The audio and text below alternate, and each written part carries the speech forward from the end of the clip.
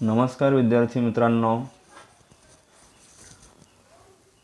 Today we understand about cell and cell organelles. विद्यार्थी मित्रांनो, आज आपल्याला सेल अँड सेल ऑर्गनेल्स हे युनिट समजून घ्यायचे आहेत. सेल अँड सेल ऑर्गनेल्स ह्या युनिटची माहिती आपण 7th स्टँडर्डला सुद्धा घेतली होती.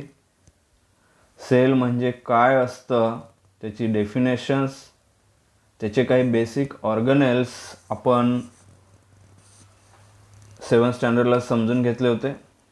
ह्याची कल्पना मी तुम्हाला 7th स्टँडर्डलाच दिली होती की हे युनिट 8th स्टँडर्डला गेल्यानंतर पुन्हा एकदा आपल्याला त्याची बेसिक इन्फॉर्मेशन घ्यायची आहेत, पुन्हा त्याची माहिती आपल्याला समजून घ्यायची आहे. चला तर आता आपण स्टार्ट करूया. Cell and cell organelles. पहिला क्वेश्चन्स दिला आहेत तो आपण समजून घेऊया. How many types of cells are found in living organisms. Living organisms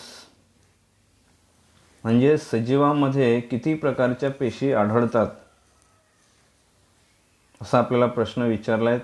तर याचं उत्तर आहे अनेक प्रकारच्या सेल्स ह्या आढळून येतात. Second question, which instrument had you use to observe cells.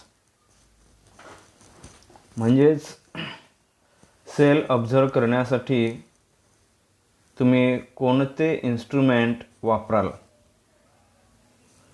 आपण मागच्या वर्षी हे पण बघितलं होतं की जे मायक्रो ऑर्गॅनिझम्स असतात ते आपल्याला डोळ्यांनी दिसत नाहीत,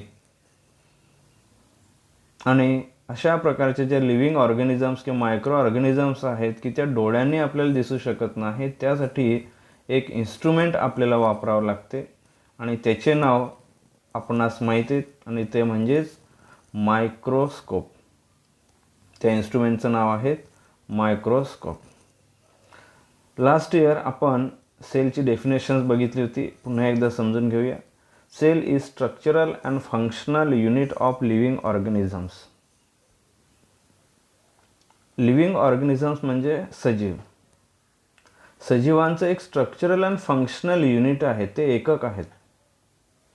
म्हणजेच सजीवांचं शरीर किंवा लिव्हिंग ऑर्गॅनिझम्सची जी बॉडी आहे त्या बॉडीचं स्ट्रक्चर करण्यासाठी म्हणजे त्याची बांधणी करण्यासाठी सेल इम्पॉर्टंट आहे, आणि त्याची स्ट्रक्चर कंप्लीट झाल्यानंतर त्याची कार्य करण्यासाठी सुद्धा सेलच आवश्यक आहेत. त्याचं कार्यसुद्धा हे सेलच्या मार्फतच होत असते, आणि म्हणूनच म्हटले cell is structural and functional unit of living organisms.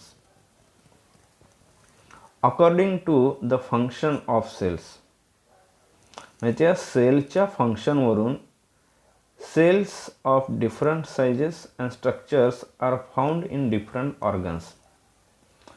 जे डिफरंट ऑर्गन्स आहेत त्या डिफरंट ऑर्गन्सच्या सेल्स ह्या डिफरंट साईजच्या आणि स्ट्रक्चरच्या असतात. फॉर एक्झाम्पल्स, आपल्याला एक गोष्ट या ठिकाणी माहिती आहे, अनेक प्रकारच्या सेल एकत्र येऊन टिश्यूज ह्या तयार होत असतात. त्याच्यानंतर अनेक प्रकारच्या टिश्यू एकत्र येऊन ऑर्गन तयार होते. अनेक ऑर्गन एकत्र येऊन ऑर्गन सिस्टीम तयार होते.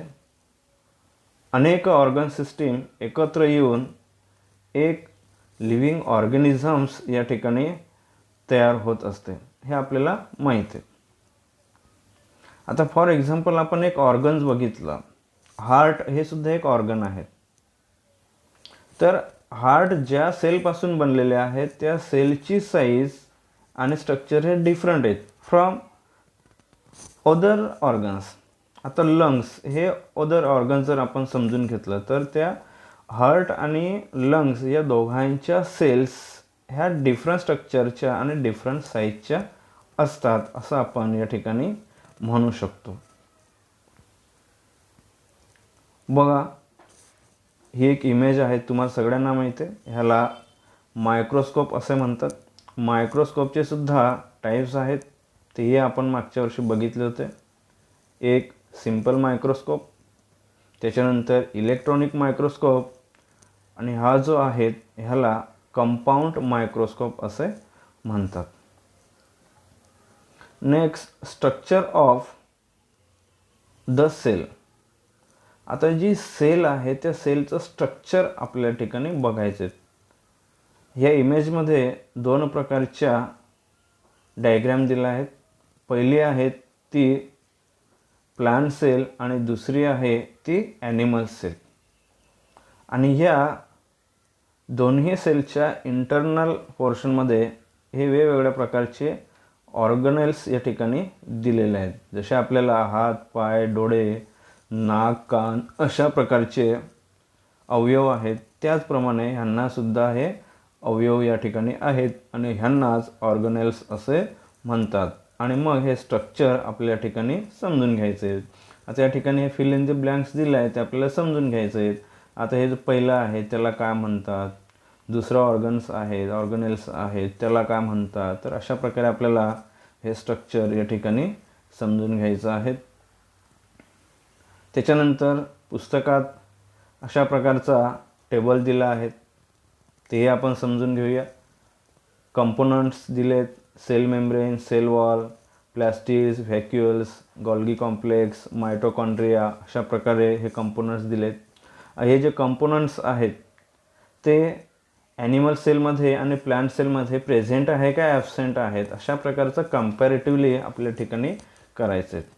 म्हणजेच हे जे कंपोनंट आहेत हे ह्या दोन्ही सेलमध्ये असतातच असे नाहीत.